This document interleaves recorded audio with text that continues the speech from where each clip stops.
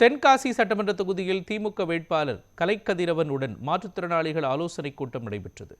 திமுக சார்பில் போட்டியிடும் மருத்துவர் கலைக்கதிரவனுக்கு ஆதரவாக நடைபெற்ற இந்த கூட்டத்தில் மாற்றுத்திறனாளிகள் அணியின் மாநில செயலாளர் தீபக் நாதன் கலந்து கொண்டு உரையாற்றினார். அப்பொழுது மாற்றுத்திறனாளிகளுக்காக திமுக அரசு பல்வேறு நலத்திட்டங்களை செயல்படுத்தி வருவதாக அவர் தெரிவித்தார். மாதாந்திர உதவித்தொகை, கல்வி உதவி, திருமண நிதி, சுய தொழில் கடன், இலவச உதவி உபகரணங்கள் உள்ளிட்ட பல திட்டங்கள் வழங்கப்பட்டு வருவதாக கூறினார்.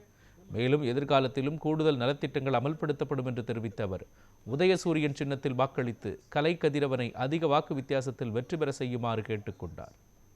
வீட்டுக்காரி ரொம்ப அழகா பாட்டுலாம் பாடினா. ரைட் தான். எங்க ரெண்டு பேருக்கு பிள்ளை இல்லை, இதுல ஒரு பெருசா வெக்கம் இல்லை.